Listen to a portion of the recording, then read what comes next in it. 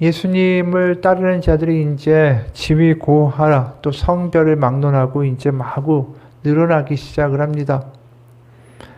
그게 오늘 나온 2절의 말씀이죠. 또한 악기를 쫓아내심과 병고침을 받은 어떤 여자아들, 곧 7 귀신이 나간 자 막달라인이라 하는 마리아와 헤롯의 청지기 구사의 아내 요한나와 수산나와 다른 여러 여자가 함께하여 자기들의 소유로 그들을 섬기더라. 그러니까 우리가 예수님께 향유를 부은 죄 많은 여인부터 시작해서 여기 보면 7 귀신한테 완전히 사로잡혀 7이라는 숫자가 완전수 아닙니까? 완전히 귀신 들렸던 여자부터 시작해서 헤롯의 청직이면 얼마나 이게 지위가 높은 사람이에요. 거기에 아내까지.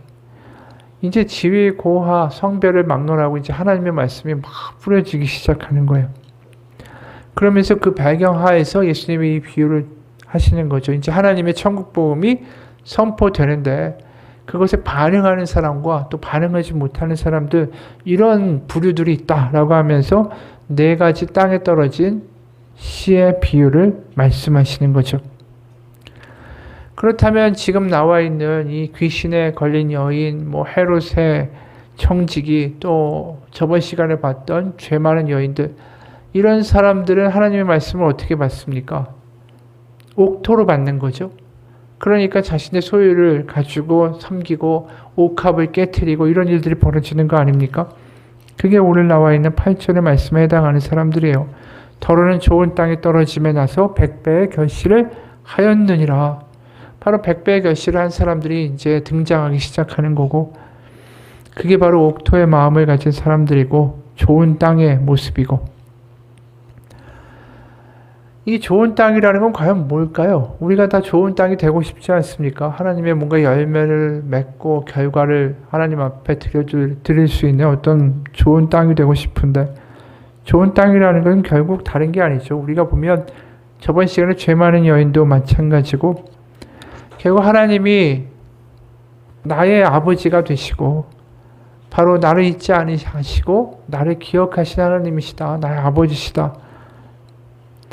이것을 믿고 받아들이고 기뻐하는 사람들, 이런 사람들이 마음의 옥토가 아니겠어요? 그러니까 자신이 정말 하나님이 보시기에 세상이 보기에 부족하지만 그럼에도 불구하고 하나님이 자기를 기억하신다라는 게 복음되는 거 아닙니까? 그래서 우리가 그 이전에 보면 수많은 사람들이 이제 예수님을 찾아서 옥토로 예수님의 복음을 받아들이는 사람들을 보면 다 세상 가운데 죄인이라고 비방받거나 스스로 자기가 죄인이고 허물 많다라는 것을 인정하며 하나님의 자녀라고 부름받에 밖에 감당하지 못한 자라고 이야기한 사람들이 다 하나님의 복음, 예수님의 이야기를 기뻐했어요. 그래서 베드로도 뭐라고 얘기했습니까? 나는 죄인입니다. 나를 떠나소서. 나 주님 감당할 수가 없습니다. 그런데 아니다. 내가 너를 제자 삼아 하나님의 나라를 선포하겠다. 그럴 때 그 말씀에 감격하는 거 아니겠어요? 그리고 7장에서는 백부장이 뭐라고 얘기합니까? 주님이 제 집에 오시는 것을 감당하지 못하겠습니다. 이런 이야기를 하죠. 나는 부족하니까 하나님 감당할 수가 없습니다. 하지만 그럼에도 은혜를 주시니 내가 하나님의 자녀됨이 감사합니다. 그리고 누가복음 15장에 또 우리가 본 것대로 19절에 지금부터는 아버지의 아들이라 일컬음을 감당하지 못하겠나이다. 나를 품꾼의 하나로 보소서 하리라. 내가 아버지의 아들이라고 감당할 수 없습니다. 하지만 그럼에도 불구하고 그 사람을 자녀 삼으시는 하나님, 아버지가 나에게 있다는 거 알고 기뻐하는 거 아니겠어요? 또 누가복음 18장에 보면 바리새인과 세리에 비유해서 세리가 의로우냐 바리새인이 의로우냐 이 이야기가 나오잖아요. 바리새인은 내가 일에 2번씩 금식하고 11조를 하고 남을 갖다가 토색하거나 불이 가늠하지 않았다. 나 하나님 앞에 당당하게 하나님의 자녀라고 부름받을 수 있는 사람이다라고 이야기했는데, 그때 세리는 아예 성전에 들어가지도 못하고 처음 멀리서 하늘을 쳐다보지도 못하면서 뭐라고 이야기했습니까? 가슴을 치며 이르되 하나님이여 불쌍히 여기소서 나는 죄인이로소이다. 그랬더니 뭐라고 하셨어요? 그 사람이 의롭다함을 받고 내려갔느니라. 결국 옥토의 핵심은 뭐냐 하면 우리의 허물과 우리의 자격 없음으로 인해 하나님의 자녀가 된다라는 말을 우리는 믿을 수 없지만 오직 하나님, 예수님의 복음을 통해서 내가 그럼에도 불구하고 하나님의 자녀가 되었다라는 것을 기쁨으로 받아들이고 반응하는 것, 이게 옥토라는 것이죠. 결국 옥토, 좋은 땅이라는 건 나의 능력과 나의 행위와 나의 자격에 달려있지 않고 하나님의 은혜로 말미암아 내가 하나님의 자녀가 되었다라는 것을 기쁨으로 받아들이는 것. 그래서 복음을 복음되게 하고 기쁜 소식을 기쁜 소식으로 경험하고 하나님을 하나님 되시게 하는 것. 이게 바로 옥토라는 거죠. 누가복음을 전체적으로 바라보면. 그래서 하나님의 은혜로 말미암아 새로운 어떤 삶의 시작이 열리고 이제 하나님의 자녀로서 다시 살아갈 수 있는 제2의 삶이 시작되는 거죠. 그래서 귀신을 7 귀신이나 들렸던 이 마리아가 이제 드디어 예수님을 믿음으로 어떤 삶이 됩니까? 거듭난 삶이 되는 거죠. 하나님의 딸로. 내가 하나님께 버림받고 저주받은 존재가 아니라 하나님의 딸로서의 제2의 인생의 거듭남이 시작된다. 이게 옥토예요. 이게 바로 좋은 땅이라는 거죠. 그러니까 이 모든 이야기들을 요약하면 옥토, 좋은 마음이다, 좋은 땅이다 라고 이야기하는 사람들은 결국 어떠한 반응을 보여줍니까? 기쁨과 감격으로 나타날 수밖에 없는 거죠. 내가 도저히 하나님의 자녀라는 확신을 갖고 살 수 없다가 내가 하나님의 자녀라는 게 선포되고 믿어지고 소유되면 기쁠 수밖에 없는 거죠. 거듭난다라는 건 다른 게 아니에요. 뭐가 내가 믿고 예수님 아멘 한다고 해서 거듭나는 게 아니라 내가 하나님의 자녀가 되었다라는 게 믿어지고 성령으로 말미암아 하나님을 아빠 아버지라고 부르게 되는 거. 이게 거듭났다라는 것의 핵심이라는 거죠. 그러다 보니까 이 옥토의 기쁜 마음, 그러니까 어떻게 보면 좋은 땅, 이 하나님의 자녀가 되었다는 기쁨과 감격을 가지고 결실을 맺어가는 이 땅이 있는가 하면 지금 아까 말한 대로 다른 또 부류의 땅이 있다라고 오늘 비유에 나오는 거죠. 예수님의 말씀, 천국의 복음은 계속 선포돼요. 하나님이 너를 잊지 않으셨다. 하나님이 너를 자녀 삼으셨다. 하나님이 아버지가 되어주신다. 염려하지 말라. 두려워하지 말라. 주기도 모은다 하늘에 계신 우리 아버지. 이 말 한마디에 감격할 수 있는 사람들이 있는가 하면 이 말씀을 듣고 전혀 와닿지 않는 사람들도 존재한다라는 거죠. 그래서 결국은 여기 길가, 돌밭, 가시떨기 이렇게 좋은 땅과 대조되는 세 가지의 땅이 나옵니다. 길가는 뭡니까? 사람들이 다니니까 땅이 딱딱하죠. 밟혀가지고. 거기에 씨가 떨어지면 씨가 뿌리를 내릴 수가 없으니까 새가 와서 바로 먹어버린다. 그래서 그것을 풀어서 12절을 보면 길가에 있다라는 거. 씨가 길가에 뿌려졌다라는 건 말씀을 들은 자인데 이에 마귀가 가서 그들이 믿어 구원을 얻게 못하려고 말씀을 그 마음에서 빼앗는 것이다 라고 이야기해요. 그러니까 말씀을 선포되는데 이게 아예 들어가지가 않는 거예요. 이 마음의 감격이 있거나 내가 하나님의 자녀라는 확신도 생기지 않고 왜 그럴까요? 길가가 딱딱하대잖아요. 마음이 딱딱해져 있기 때문에. 그 밟혀서 마음이 딱딱하게 된 이유가 뭔지 모르겠어요. 사람들한테 너무 많이 어떻게 보면 시달려서 그런 것인지 아니면 너무나도 많은 실망을 해서 더 이상 기대가 없는 것인지 아니면 너무 그냥 익숙해져서 그런 것인지 모르겠는데 뭔가 마음 가운데 와닿지 않는 길가에 떨어진 씨앗의 이야기가 있는 거죠. 그 다음에 돌밭이에요.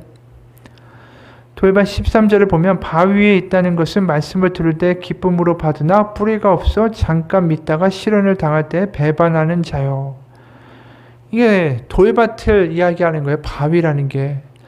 그러니까 이 팔레스타인 지방에 가보면 실제로 이게 우리의 농과 밭처럼 이게 구획 정리가 반듯하게 돼가지고 이 사각형으로 딱 돼서 이 모서리는 길이고 안에는 아주 그냥 돌 하나 없는 깨끗한 밭이 아니라 그 당시에는 이 밭에 돌들이 있었어요. 왜냐하면 비가 많이 안 오니까 이 낮과 밤의 기온차가 심하잖아요. 거기가 광야도 있고. 그러면 이 이슬 같은 게 돌에 맺히지 않습니까? 그럼 돌에 이슬이 맺혀가지고 그게 다 흙 속으로 들어가는 거예요. 그러니까 온도 차이에 급격하게 반응해서 금방 식고 금방 따뜻해져야 이슬이 맺히니까. 그러니까 이 밭 가운데 돌들을 다 걸러내지 않았다라는 거예요. 다 놔둔 거예요. 왜냐하면 땅에 습기를 주기 위해서. 그리고 길가는 거기서 매번 농작을 하는 게 아니다 보니까 사람들이 이렇게 밭에 돌도 있고 못도 있다 보니까 이렇게 가로질러 가기도 하고 뭐 여러 가지 일들이 그 당시에 있었던 거예요. 이게 내 땅이다 표지판을 박아두는 것도 아니고.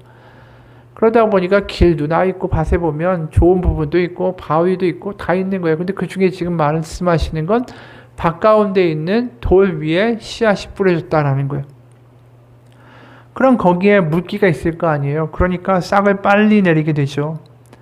그런데 문제는 흙에 내려야 되는데 싹만 난다고 해서 뿌리를 박을 수가 없잖아요. 돌 위에는. 그리고 결국은 태양이 내리쬐다 보니까 금방 말라버리는 일들이 발생하죠. 그러다 보니까 그것을 어떠한 케이스라고 말씀하십니까? 태양 곧 환란과 박해가 오면은 결국은 그 말씀이 깊이 뿌리 내리지 못해서 맨 처음에 들리는 것 같고 뭔가 반응이 있다가 결국은 사그러들게 된다. 이런 사람이 있다라는 거예요. 그리고 마지막으로 가시떨기 이런 경우가 있죠. 가시떨기에 떨어졌다라는 것은 14절에 말씀을 들은 자이나 지내는 중 이생의 염려와 재물과 향락의 기운이 막혀 온전히 결실하지 못하는 자요. 뭐냐 하면 이 밭과 이 가장자리 같은데 동물들이 못 들어오게 가시나무를 이렇게 놔두는 경우가 있었어요. 그럼 이제 씨가 뿌려지는데 가시나무에 떨어지게 되면 이 가시나무가 잘 자라는 땅이니까 좋은 땅 아닙니까? 씨앗도 막 자라기 시작해요. 그런데 문제는 뭐냐 하면 거기에 가시나무가 있기 때문에 이게 자라다 보면 결국은 이 가시나무에 눌리고 찔리고 하다 보니까 이 씨가 난 이 새싹도 결국은 죽게 된다라는 것이죠. 여기 나와 있는 가시라는 게 결국 뭡니까? 오늘 나와 있는 말씀에 따르면은 가시라는 것은 여기 보면 이생의 염려와 재물과 향락의 기운에 막혀. 그러니까 결국 이러한 것들이 가시가 돼서 자라는 것을 막게 된다는 거죠. 그러니까 하나님을 믿고서 맨 처음에 감격하는 사람도 있어요. 하지만 감격이 순식간에 사라지는 사람도 있고 하나님을 믿어요. 그런데 자꾸만 염려가 들어오고 세상에 비교가 들어오고 세상에 유혹이 들어오면서 믿음이 시들해지는 경우가 있다라는 거예요. 그러니까 이러한 경우들이 결국 가만히 보면 우리들의 모습 아닌가 싶어요. 우리가 하나님 믿고 막 감격하고 부흥회 가가지고 막 은혜 받았다고 하지만 좀 지나가가지고 돌밭에 뿌려진 씨처럼 감격이 사라지는 경우도 있고 하나님 믿고 뭔가 이게 내가 하나님의 자녀구나 믿어가다가 갑자기 시련과 세상의 유혹과 재물 이런 이야기들이 나오다 보니까 이 돈 걱정이 되기도 시작하고 남들하고 비교하다 보니까 나 초라해 느끼기 시작하고 그러니까 말씀을 읽다가 거기서 별 감격이 사라지기 시작하고 그러한 모습들이 사실 이 네 가지 밭의 모양 가운데 다 우리가 해당된다는 생각을 지울 수가 없다라는 것이죠. 근데 결국은 지금 하나님 아들 예수님이 이야기하는 가장 완전한 케이스는 좋은 땅에 떨어진 씨만 결국 열매 맺고 좋은 결과를 가져오고 살아남는다라는 게 나머지 다 죽는다라는 얘기 아니겠어요? 그럼 이 옥토라는 게 아까 우리가 처음 이야기했듯이 하나님 앞에 이게 내 힘으로 안 된다라는 거, 하나님의 은혜 아니면 안 된다라는 걸 고백하는 거, 이게 옥토라고 이야기하지 않았습니까? 그러니까 이게 같이 연결되어 있는 거예요. 내가 내 힘으로 뭔가 하려고 하면 세상의 유혹과 시련과 또 여러 가지의 문제들이 우리를 자꾸만 흔들기 때문에 내 힘으로는 뭔가 할 수 있는 게 없어요. 결실을 내 힘으로 맺을 수 없다라는 거죠. 결국 하나님밖에 내 안에서 변화를 일으키시고 하나님밖에 내 안에서 뭔가 이 모든 일들을 이루실 분은 하나님밖에 없습니다. 모든 게 은혜입니다. 이게 옥토라는 마음으로 계속 유지되지 않으면 결국은 계속 우리의 힘으로 뭔가 해보다가 안 되고 믿음 있는 것 같다가도 도루묵이 되고 이런 모습들을 계속 경험하게 된다는 거죠. 그러니까 옥토라는 게 이 우리가 항상 기억해야 될 게 뭐냐면 우리가 돌밭이나 가시떨기 있는 데나 아니면 길가나 이런 식으로 우리의 마음이 움직일 수 있지만 우리가 옥토라는 것으로 항상 돌아갈 때 우리 가운데는 하나님의 소망과 하나님의 가능성이 항상 열려 있다라는 거예요. 그러니까 여기서 중요한 건 내가 옥토가 돼야만 해. 그러니까 내가 가시떨기나 돌밭이나 아니면은 그 뭐 길가에 있는 지경에 이르면 우리는 하나님의 버림을 받아 이 이야기를 하고 싶은 게 아니라는 거예요. 그러니까 옥토를 지향하는 사람이 돼야 되는데 옥토를 지향하는 사람은 하나님의 은혜 아니면 안 된다라는 걸 절실하게 늘 깊이 경험하는 사람이라는 거죠.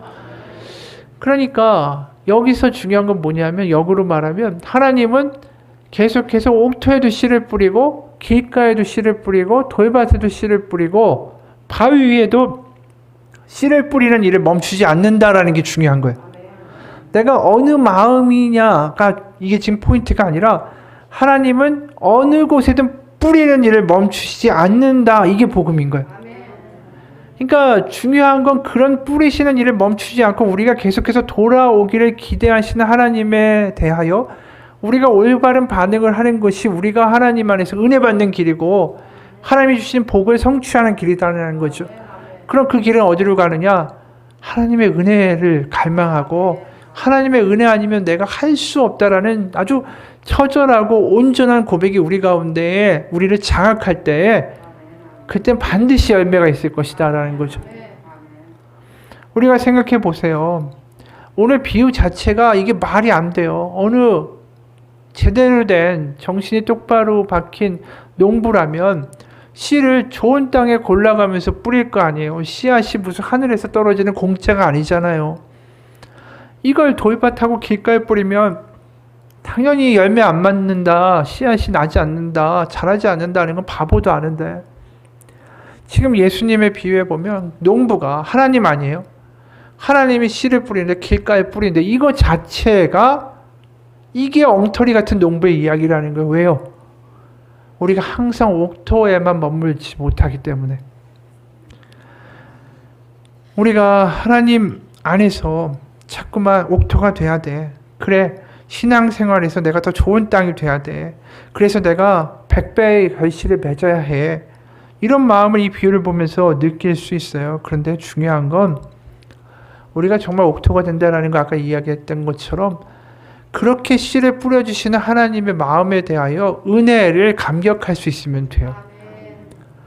그러니까 지금 이 비유에서 핵심은 하나님이 그렇게 우리 가운데 뿌려주시고 깨닫게 하시고 돌아오게 하시는 거 처음부터 끝까지가 다 은혜다라는 거예요.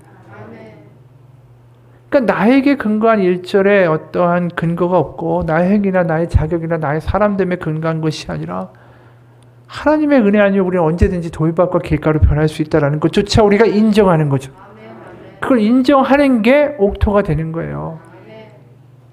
내 스스로 갈고 닦아서 내가 옥토가 되겠다가 아니라 하나님 저는 돌밭이었고 세상의 유혹 때문에 흔들리는 가시떨기 밑에 있는 존재 같고 하지만 그럼에도 불구하고 씨를 뿌리는 것을 멈추시지 않는 하나님의 은혜가 있음을 압니다.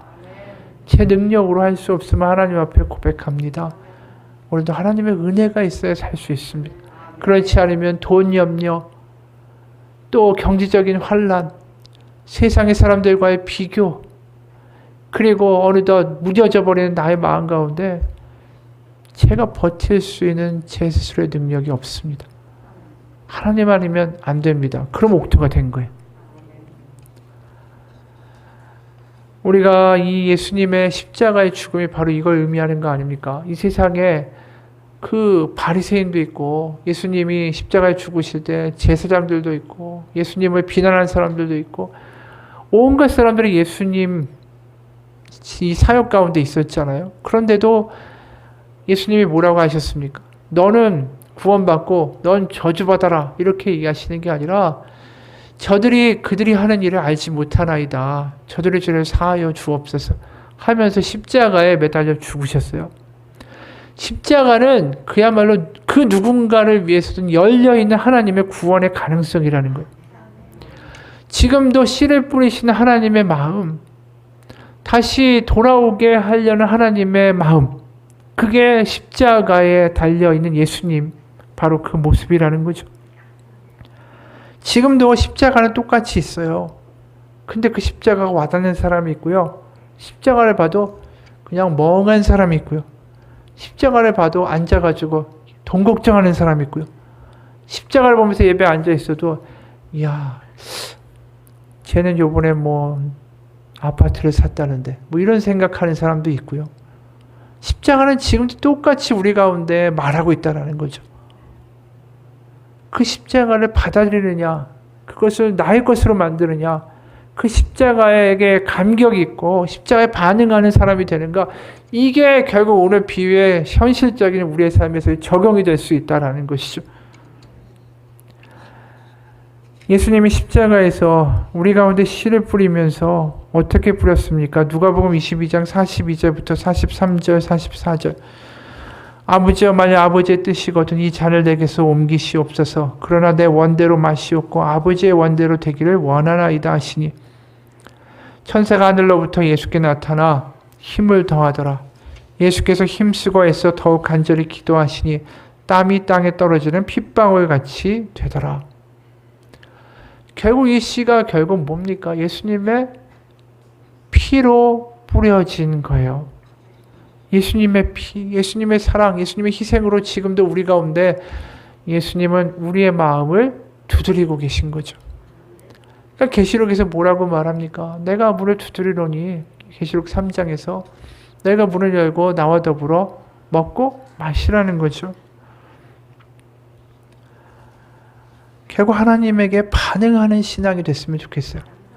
이 자리에서 지금 뭐 복잡하고 따지고 이런 거 다 떠나서 나는 하나님의 십자가에 반응하고 있는가, 그걸 한번 되돌아보는 계기가 됐으면 좋겠어요. 하나님의 십자가가 나에게 전혀 와닿지 않고 돈 걱정이 더 큰가, 세상의 비교가 더 큰가, 나의 열등감이 더 큰가, 아니면 봐도 아무것도 느껴지지 않는가. 지금도 예수님은 나의 마음의 문을 두드리신다라는 거죠. 마이클 야코넬리의 영성이라는 책에 이런 이야기가 나왔대요. 영국의 한 목사가 어느 주의 성도들에게 이제 자신은 더 이상 기독교를 믿지 않게 되었기 때문에 사임하겠다라는 광고를 했어요. 너무 어처구니 없는 일이죠. 성도들이 충격을 받았어요. 장로님들이 목사님에게 가서 예배를 마친 후에 성도들과 함께 이야기를 합시다라고 제안을 했대요. 이 모두들 어떤 일이 일어날지 뻔히 예상이 되는 거죠. 목사님 사임하는 건 당연히 받아들여질 거고, 퇴직금은 당연히 어떻게 할까, 뭐 새로운 목사를 어떻게 뽑을까, 뭐 이런 이야기 하지 않을까. 근데 실제로 딱 회의가 열렸는데 장로님들이 이렇게 이야기하는 거예요. 목사님, 기독교가 진리가 아니다라는 결정을 내리기까지 몹시 힘들었을 줄 압니다. 하지만 우리는 기독교가 진리라고 믿습니다. 우리는 이 사실을 너무나 분명하게 확신하고 있기 때문에 목사님이 계속 우리 교회에 남아 주시기를 원합니다. 대신에 매주 우리에게 기독교에 대한 목사님의 의혹을 말씀해 주시기 바랍니다. 우리가 목사님과 논쟁할 수 있다라고 생각하기 때문이 아니라 우리 교회가 목사님에게 진리를 찾을 수 있는 곳이 될 수 있다라고 믿기 때문입니다. 목사님의 설교를 계속 듣고 싶습니다. 아마 이 목사님이 자기의 사랑하는 딸을 잃었거나, 아니면 너무나도 황당한 일을 겪었거나, 너무나도 믿음 가운데 힘든 시련들을 겪어서 아마 이렇게 나왔을지 몰라요. 근데 성도들이 이렇게 얘기하는 거죠. 우리는 기독교가 진리라는 확신이 있기 때문에, 목사님이 여기서 진리를 찾을 수 있을 거라고 믿기 때문에 계속 설교해달라고. 3년 동안 목사님은 자신의 생각, 자신의 의심에 대해서 설교했어요. 그러다가 어느 날 설교를 하다가 눈물을 머금고 있는 사람들의 눈을 바라보게 됩니다. 그 모습을 보면서 그 목사가 이렇게 얘기했대요. 나는 다시 믿음을 찾았습니다. 지금까지 복음을 믿고 신뢰해 주신 성도님들께 감사드립니다. 제가 믿음을 다시 찾을 수 있도록 기다려 주신 것에 감사드립니다. 이 성도들은 이 목사님이 어떤 상황인지를 알았던 것이고, 그 상황 가운데 다시 헤쳐나가기 위해서는 하나님의 은혜를 맛볼 자리가 필요했다라는 것을 알고 있었던 것이죠. 그래서 진리가 결국은 변화시킬 것이다. 그 진리를 믿고 기다린 거예요. 그리고 결국 그 목사가 믿음을 되찾았을 때 아마 그 목사님 하나님께 감사하는 마음으로 이렇게 외치지 않았을까. 예수님께서는 내내 이 성도들 속에 숨어 계셨습니다. 이 목사님이 우리가 생각해 보세요. 이러면 일반적인 반응은 목사님 이제 나가십시오. 아니면 우리가 교회를 떠나겠습니다. 목사님이 이러는데 무슨 3년을 기다려 줄 수가 있겠어요? 그냥 나가라고 하면 그만이죠. 근데 이 성도들이 바보같이 3년을 이 목사를 위해서 씨앗을 뿌린 거예요, 결국은.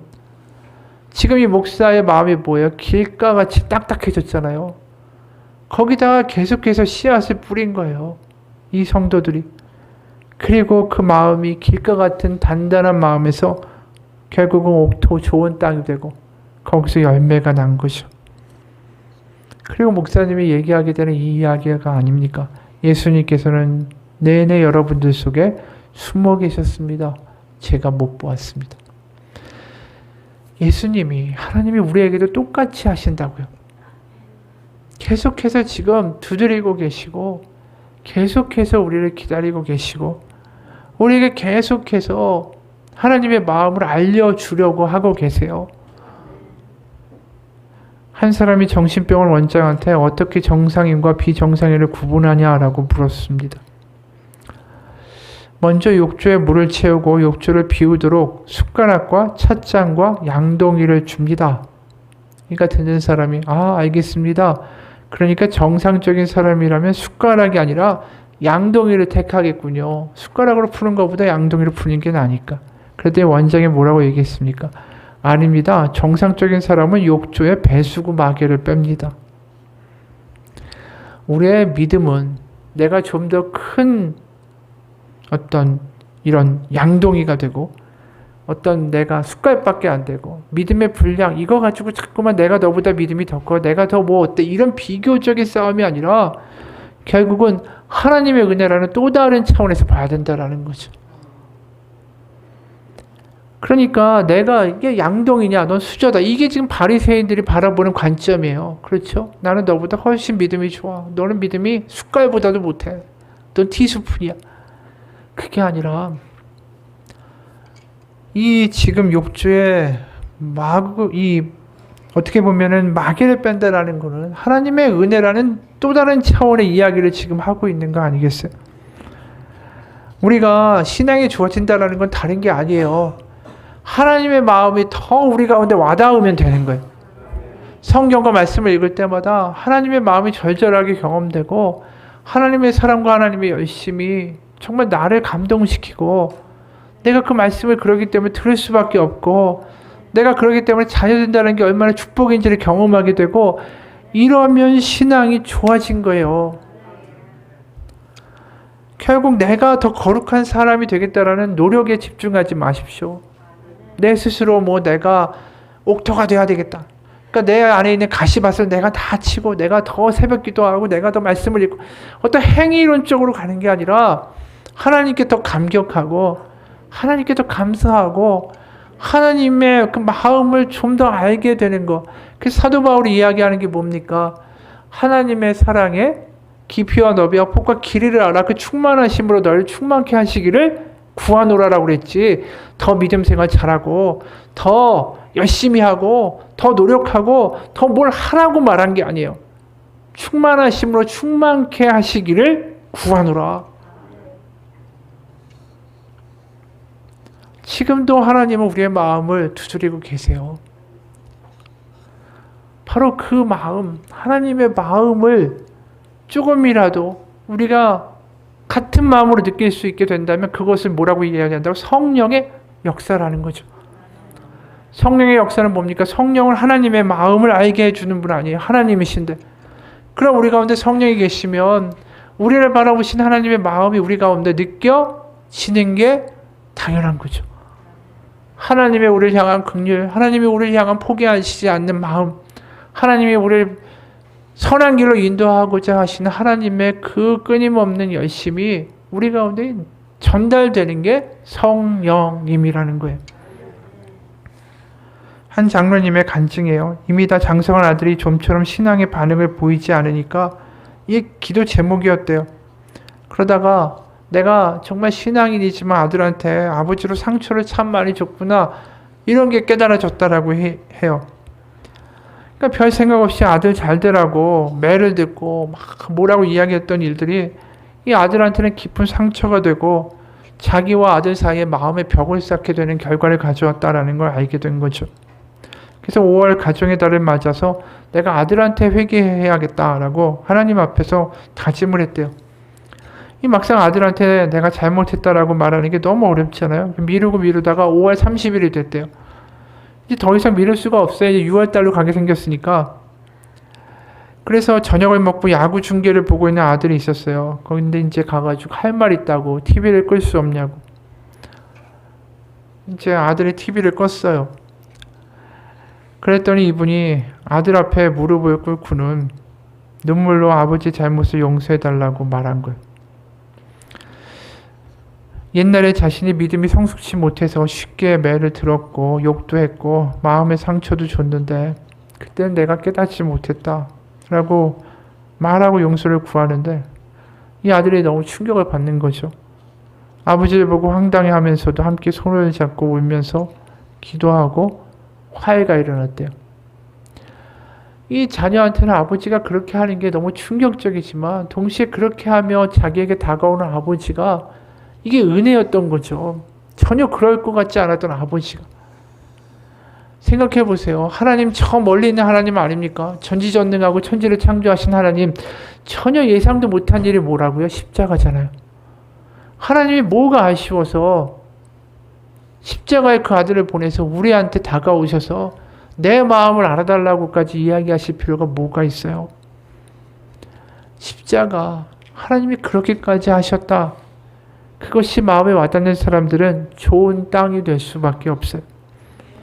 바로 십자가가 있는 곳에, 십자가가 서 있는 곳에, 십자가가 있는 그 마음에, 가정에, 교회에, 십자가가 그 능력을 발휘하는 곳마다 어떤 일이 벌어집니까? 열매가 나타날 수밖에 없어요.